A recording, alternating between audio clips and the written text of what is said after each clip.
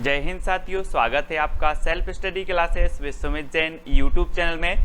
दोस्तों, हिंदी साहित्य की निरंतर अपनी सीरीज चल रही है जिसमें ट्रिक के माध्यम से हम बहुत सारे प्रश्नों का, रचनाओं को याद करने का प्रयास करते हैं। सुबह रोज 9:30 बजे 9:30 पर आपको हिंदी साहित्य का ट्रिकी वीडियो मिलता है, तो देखना ना भूलें। सभी लोग देखें, वीडियो को लाइक करें और शेयर करें। अगर आप नेट एग्जाम की तैयारी कर रहे हैं, JRF, PGT, RPSC या फिर जहां पर हिंदी साहित्य पूछा जाता है, पंजाब मास्टर कार्ड, उसके लिए वीडियो बहुत ही महत्वपूर्ण है। ठीक है, तो स्टार्ट करते हैं। दोस्तों, आपसे निवेदन करूंगा कि वीडियो को लाइक करें, चैनल को सब्सक्राइब कर लें और बेल आइकन को दबाकर ऑल पर क्लिक जरूर करें। ठीक है, स्टार्ट करते हैं दोस्तों आज का ये वीडियो। दोस्तों, आपका जो पहला प्रश्न है आज का कि कामायनी की रचनाकार कौन है। अब आपको बताना है, 4 सेकंड आपको दिए जाते हैं। कामायनी की रचनाकार आपको बताना है। तब तक मैं आपको बता दूं दोस्तों कि आप किसी भी प्रकार की कामना करने कहाँ जाते हो। कहाँ जाते हो कामना करने? शंकर जी के पास जाते हो, बोलते हो भगवान मेरी कामना, मेरी मनोकामना क्या कर देना, पूर्ण कर देना, मुझे एग्जाम पास करवा देना। कामना करने जाते हो ना, तो कामना से होगा कामायनी, और कामना करने जाते हो शंकर जी के पास, तो कामायनी जो महाकाव्य होगा वो किसका होगा? किसका होगा? जयशंकर प्रसाद, यानी कि जो विकल्प नंबर 1 है वो आपका बिल्कुल सही हो जाएगा। और जयशंकर प्रसाद छायावाद के प्रवर्तक माने जाते हैं, आपको पता है। ठीक है, याद रख लेना, है ना। और दोस्तों, ये जो कामायनी है ये इनका महाकाव्य है, और इसमें कितने सर्ग हैं? तो इसमें 15 सर्ग माने जाते हैं। ठीक है, ये चीज भी आपको याद रखना है। कामायनी में कितने सर्ग हैं? 15 सर्ग हैं। ठीक है, अगला क्वेश्चन देखते हैं। तुलसीदास किसकी रचना है? दोस्तों, अभी तक आपने नाम सुना होगा तुलसीदास, है ना। कवि सुन लिया आपने, कवि का नाम, लेकिन अब रचना का नाम भी तुलसीदास। क्या बात है। तो जल्दी से आपको बताना है ये रचना किसकी है। और आपको पता है दोस्तों कि जो तुलसीदास कवि हुए हैं वो क्या थे? हिंदी साहित्य में सूर्य के समान थे, क्योंकि इन्होंने ऐसा महाकाव्य दिया है जिसने पूरे हिंदी साहित्य को क्या कर दिया? भक्तिमय बना दिया, है ना। भक्ति काल को तो स्वर्ण युग कहलवा ही दिया है। और जो तुलसीदास हैं वो क्या थे? सूर्य के समान थे। तो तुलसीदास रचना किसकी होगी? सूर्यकांत त्रिपाठी निराला की। ठीक है, निराला की होगी, यानी विकल्प नंबर जो बी है वो आपका बिल्कुल सही हो जाएगा, बी नंबर। अगला बताना है दोस्तों, नीला चांद किसकी रचना है? नीला चांद किसकी रचना है? तो आपका बिल्कुल सही आंसर क्या हो जाएगा? आपको पता है कि शंकर जी जो होते हैं, शिव जी जो होते हैं, उनके सिर पर यहाँ पर देखो क्या है? चांद है, चांद। और चांद कैसा है? नीला चांद। किसके? किसके मस्तिष्क पर है? शिव के। तो नीला चांद रचना किसकी होगी? किसकी होगी? शिव प्रसाद से है, यानी कि जो आपका विकल्प नंबर आ है वो बिल्कुल सही हो जाएगा। कभी भी आपसे पूछा जाएगा, आप कभी नहीं बोलेंगे नीला चांद किसकी रचना, आपसे पूछा जाएगा बोले नीला चांद तो शिव जी के मस्तिष्क पर, यानी कि शिव प्रसाद से है। ठीक है, अगला बताना है, राग दरबारी की रचनाकार कौन है? राग दरबारी, जी हाँ दोस्तों, राग दरबारी बताना है। आप क्या बोलते हो कि दरबार में तो मेरा लाल बैठा है, दरबार में मेरा लाल बैठा है, तो राग दरबारी किसकी रचना होगी? श्री लाल की होगी कि रामचंद्र शुक्ल की होगी? आपने देख लिया ना कि दरबार में कौन बैठा है? लाल बैठा है, तो श्री लाल शुक्ल, यानी कि जो आपका विकल्प नंबर 1 है वो बिल्कुल सही हो जाएगा, 1 नंबर।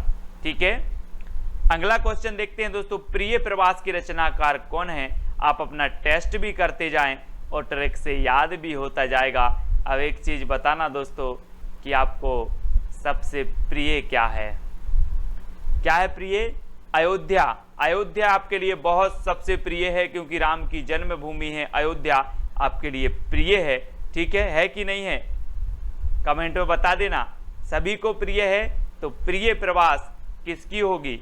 अयोध्या से उपाध्याय हरिऔध की। ठीक है, तो याद रख लेना, प्रिय क्या है? अयोध्या। तो प्रिय प्रवास खड़ी बोली का प्रथम महाकाव्य माना जाता है ना। प्रिय प्रवास और अयोध्या से उपाध्याय हरिऔध का है, और हरिऔध द्विवेदी युग के कवि माने जाते हैं। तो ये चीज भी आपको याद रखनी है। कितनी नाव में कितनी बार की रचनाकार कौन है? कितनी नाव में कितनी बार। अब आपसे कहा जाए कि आप कितनी नाव में कितनी बार बैठे, तो बोले सर अज्ञेय, पता नहीं मुझे, बहुत बार बैठे। अज्ञेय है, क्या है? अज्ञेय है, अज्ञात है ना। तो कितनी नाव में कितनी बार? अज्ञेय। कितनी नाव में कितनी बार? अज्ञेय। तो विकल्प नंबर जो आ है वो बिल्कुल सही हो जाएगा। ठीक है, प्रयोगवाद के श्रेष्ठ कवि माने जाते हैं दोस्तों अज्ञेय जी। ठीक है, नेक्स्ट बताना है आपको अशोक के फूल किसकी रचना है। 4 विकल्प हैं, अशोक के फूल बताना है। और मैं आपको बता दूं कि 2 सेकंड में आप अपने उत्तर का चयन कर लेना। और जो अशोक के फूल है दोस्तों, चित्र में भी आप देख रहे हैं कि अशोक एक फूल फूलेगा कि 1000। अशोक में कितने फूल होंगे? एक फूल होगा कि 1000 फूल होंगे? तो आपने सही बताया कि सर 1000 फूल होंगे। तो अशोक की फूल रचना किसकी हो जाएगी?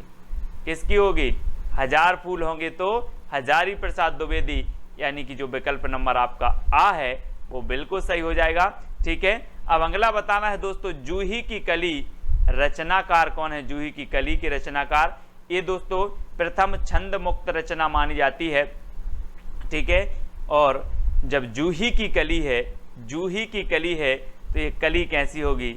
निराली ही होगी, है ना। निराली ही कली होगी, छंद मुक्त रचना है।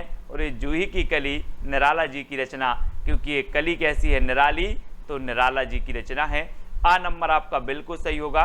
ठीक है, ये क्रांतिकारी कवि कहे जाते हैं दोस्तों। छायावाद के 4 आधार स्तंभों में प्रमुख स्थान रखते हैं निराला जी। सूर्यकांत त्रिपाठी निराला, तुलसीदास, इनकी रचना हम पढ़ चुके हैं पहले। नदी के दीप रचना किसकी बताना है दोस्तों? हमने पढ़ा था पहले कि कितनी नाव में कितनी बार, आपने बताया सर अज्ञेय। अब मैं पूछ रहा हूं आपसे कि नदी में कितने दीप होते हैं?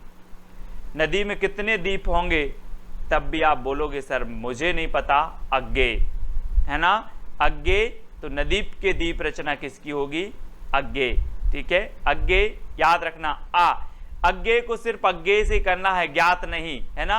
एक आती है इनकी रचना कोठरी की बात, कोठरी की बात अज्ञेय। तो नदी के दीप अज्ञेय, यानी आ नंबर आपका बिल्कुल सही होगा।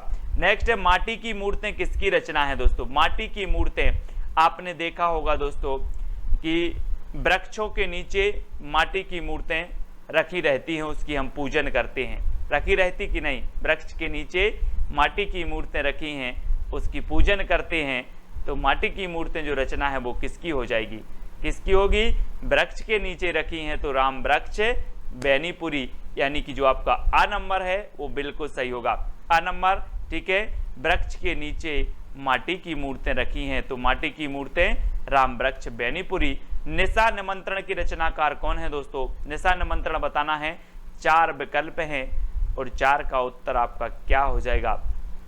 जल्दी बताना। निशा मतलब आपकी होती है क्या? रात्रि, शाम के समय आप क्या करोगे? क्या करोगे? बच्चों का निमंत्रण आपको करना है। बच्चन का निमंत्रण कर लो, बोले शाम के समय, निशा के समय बच्चन का निमंत्रण कर लो, बच्चों का निमंत्रण कर लो। तो निशा निमंत्रण के रचनाकार कौन होंगे? हरिवंश राय बच्चन। हरिवंश राय बच्चन, यानी कि जो 1 नंबर है वो आपका बिल्कुल सही हो जाएगा। ठीक है, आ नंबर। नेक्स्ट बताना है दोस्तों गुनाहों का देवता किसकी रचना है? गुनाहों का देवता, यानी कि गुनाहों का देवता इतने गुनाह किए, इतने गुनाह किए कि वो क्या बन गया? गुनाहों का देवता बन गया। अब जब देवता बन गया दोस्तों, तो वो काय की शरण में आएगा? काय की शरण में आएगा जब आदमी बहुत सारे गुनाह कर लेता है, तो फिर बोलता है यार कि अब तो धर्म की शरण में जाएं। धर्म की शरण में जाया जाए, तो गुनाहों का देवता की रचनाकार कौन होंगे? कौन होंगे? धर्मवीर भारती, यानी कि जो 1 नंबर है वो आपका बिल्कुल सही हो जाएगा, आ नंबर। ठीक है, अगला क्वेश्चन देखते हैं दोस्तों। सखाराम बाइंडर, सखाराम बाइंडर की रचयिता कौन है? सखाराम बाइंडर, और 4 विकल्प हैं, 2 सेकंड में आप अपना उत्तर बताएंगे। और दोस्तों आपको पता है कि जो तेंदुलकर साहब थे, सचिन तेंदुलकर साहब थे, जब तक वो खेलते थे क्रिकेट टीम में, अपने सारे सभी साथियों को बिल्कुल सखा की तरह रहते थे। कैसे रहते थे? सखा की तरह रखते थे। कौन? तेंदुलकर। तेंदुलकर रखते थे किसको? सभी टीम के खिलाड़ियों को सखा की तरह। तो सखाराम बाइंडर किसकी होगी? विजय तेंदुलकर, क्योंकि तेंदुलकर रखते थे सखा की तरह, है ना। इस प्रकार से याद कर लेंगे। आ नंबर आपका बिल्कुल सही हो जाएगा आ नंबर। ठीक है, अगला बताना है दोस्तों, आपका बंटी की रचयिता कौन है? आपका बंटी कहाँ गया है? भंडारे में गया है। आपका बंटी कहाँ गया है? भंडारे में गया है। तो आपका बंटी के रचयिता कौन होंगे? मन्नू भंडारी। कौन होंगे? मन्नू भंडारी। आपका बंटी भंडारे में गया है तो मन्नू भंडारी, यानी कि जो आपका आ नंबर है वो बिल्कुल सही हो जाएगा, मन्नू भंडारी आपका बंटी। इनकी रचना है संस्कृति के 4 अध्याय की रचयिता कौन है? संस्कृति के 4 अध्याय। दोस्तों एक चीज बताना, संस्कृति के 4 अध्याय या फिर संस्कृत के 4 अध्याय, और संस्कृत के 4 अध्याय हमें रात में नहीं पढ़ना है। कब पढ़ना है? दिन में पढ़ना है। संस्कृत के 4 अध्याय दिन में पढ़ना है। तो ये रचना किसकी हो जाएगी? दिन से दिनकर, है ना, रामधारी से दिनकर, क्योंकि संस्कृति के 4 अध्याय हमें दिन में पढ़ना है तो दिनकर साहब। ठीक है दोस्तों, अगला बताना है राग गोविंद की रचनाकार कौन है? एक रचना आती है दोस्तों गीत गोविंद, एक आती है राग गोविंद। तो याद रख लेना, गीत गोविंद के किसने गाए हैं? जयदेव ने। और सबसे ज्यादा राग किसी को था गोविंद से, कृष्ण थे, तो वो किसको था? मीराबाई को। किसको था? राग था किसको? मीराबाई को। ये यहाँ कंफ्यूज होते हैं सभी लोग, है ना। राग था मीराबाई को, है ना, और गीत गाए हैं किसने? जयदेव ने। तो जयदेव की कौन सी थी? गीत गोविंद। गीत गोविंद जयदेव की थी और राग गोविंद जो रचना है वो मीराबाई की है। ठीक है, तो याद रख लेना, क्योंकि मीराबाई को राग था कृष्ण से सबसे ज्यादा, तो राग याद रख लेना, राग से मीराबाई। ठीक है, अगला बताना है दोस्तों सेवा सदन की रचयिता कौन है? सेवा सदन। अब एक चीज बताना दोस्तों, आप जिससे ज्यादा प्रेम करते हो उसी की सेवा करोगे, है ना, कि नहीं करोगे?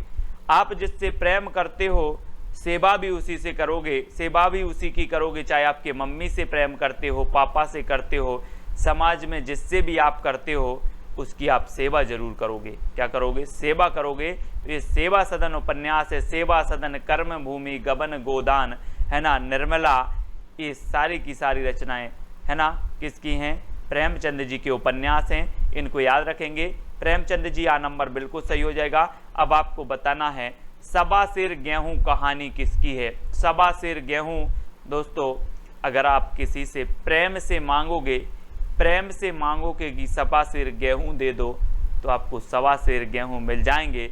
लड़कर झगड़कर मांगोगे तो सवा सिर गेहूं नहीं मिलेंगे। इसलिए प्रेम से मांगना कि सवा सिर गेहूं दे दो तो मिल जाएंगे। तो सवा सिर गेहूं का कैसे मांगना है? प्रेम से मांगना है। तो सवा सिर गेहूं कहानी किसकी होगी? प्रेमचंद, यानी कि जो विकल्प नंबर आपका आ है वो बिल्कुल सही हो जाएगा, प्रेमचंद जी की हो जाएगी। नेक्स्ट है दोस्तों वैदेही वनवास। वैदेही वनवास ये किसकी रचना है? हमने पढ़ा था दोस्तों कि श्रीलाल शुक्ल की जो रचना थी वो कौन थी? राग दरबारी श्रीलाल शुक्ल की थी। अब वैदेही वनवास तो किसको हुआ था वनवास? अयोध्या के राजा राम को क्या हुआ था? वनवास हुआ था। तो वैदेही वनवास किसकी रचना होगी? अब वनवास तो आ रहा है, सीधा सीधा है कि वनवास हुआ था अयोध्या के राजा राम को, तो वैदेही वनवास किसकी रचना होगी? अयोध्या से उपाध्याय हरिऔध की। द्विवेदी युग के श्रेष्ठ कवि हैं दोस्तों प्रिय प्रवास, इनका एक महाकाव्य है, वो भी खड़ी बोली का है और हिंदी का खड़ी बोली का प्रथम महाकाव्य है प्रिय प्रवास हरिऔध जी का। याद रखेंगे महावीर प्रसाद द्विवेदी के नाम पर द्विवेदी जी का द्विवेदी युग का नाम पड़ा था, तो ये भी याद रखना है। ठीक है, भीष्म साहिनी की एक रचना है दोस्तों तमस याद रख लेना, भीष्म साहिनी की एक रचना तमस है। सुमित्रा नंदन पंत, इनकी अगर बात करें दोस्तों तो ये छायावाद के आधार स्तंभों में से एक माने जाते हैं सुमित्रा नंदन पंत जी। अगला बताना है चित्रलेखा किसकी रचना है? चित्रलेखा जल्दी से बताना है दोस्तों। जब आप पढ़ाई करते हो और आप पुस्तक लेते हो, आप रजिस्टर लेते हो, नोट्स बनाते हो, तो सबसे पहले पृष्ठ पर किसका चित्र होना चाहिए? भगवती का। किसका? भगवती का। बोले हमने चित्र का लेखा किया है पहले पृष्ठ पर, तो किसका होना चाहिए? भगवती का। तो चित्रलेखा रचना किसकी हो जाएगी? भगवती चरण वर्मा, भगवती चरण वर्मा, क्योंकि चित्र होना चाहिए भगवती का, तो चित्रलेखा भगवती चरण वर्मा, और विकल्प नंबर जो आ है वो आपका बिल्कुल सही हो जाएगा। ठीक है, तो इस प्रकार से हमें याद करना है दोस्तों, है ना। हमें रचनाएं याद नहीं होती, मुझे पता है बहुत सारे लोग बोलते हैं सर रचनाएं याद नहीं होती हैं।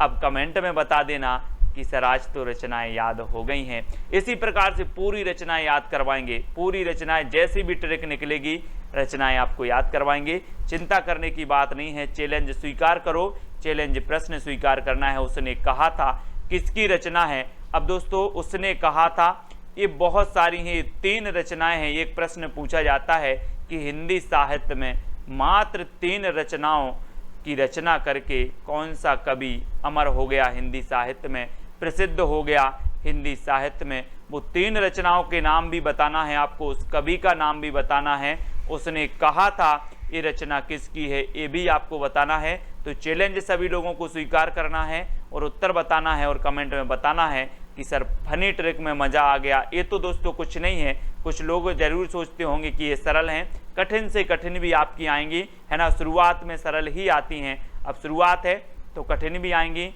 सारी की सारी रचनाएं आएंगी। ये सीरीज निरंतर चलेगी आपकी ट्रिक की वीडियो की। तो आपको नेक्स्ट पिछले वीडियो का आपका प्रश्न है हिंदी का प्रथम महाकाव्य कौन सा है? तो हिंदी का प्रथम महाकाव्य मैं आपको बता देता हूं, है ना, क्योंकि पिछले चैलेंज में मैंने आपसे पूछा था। और पृथ्वीराज रासो ये हिंदी का प्रथम महाकाव्य है दोस्तों, और पृथ्वी का उपग्रह है चंद्रमा। तो पृथ्वीराज रासो के जो कवि हो जाएंगे वो कौन हो जाएंगे? चंद्र बरदाई। इसलिए चंद्र बरदाई को हिंदी का प्रथम महाकवि भी माना जाता है। तो सभी लोग याद रखेंगे। इसी प्रकार से सारी की सारी चीजें, पंक्तियां भी आपको याद करवाएंगे, है ना, आपको क्रमबद्ध कवि भी याद करवाएंगे, चिंता ना करें। आपको पंक्तियां याद करवाएंगे, आपको पात्र याद करवाएंगे, सब कुछ याद करवाएंगे, याद होंगी, फनी ट्रिक से होंगी दोस्तों। सिर्फ बने रहना है, वीडियो को लाइक करना है, चैनल को सब्सक्राइब कर लेना, बेल आइकन को दबाना। ग्रुप से जुड़ना है तो 9098609291 ये हिंदी साहित्य का ग्रुप के लिए आपको नंबर दिया है। टेलीग्राम ग्रुप से तो आपको जुड़ना ही है। टेलीग्राम में आपको टेलीग्राम ऐप डाउनलोड करना है, उसमें सर्च करना है IAS स्टडी ट्रैक और ज्वाइन हो जाना है। ठीक है, वीडियो को सभी लाइक करेंगे, वीडियो को शेयर भी करना है। वीडियो कैसा लगा कमेंट में जरूर बताया करो। और आज के वीडियो के लिए बस इतना ही। और सबसे अच्छी ट्रिक आपको कौन सी लगी ये भी आपको बताना है। जय हिंद।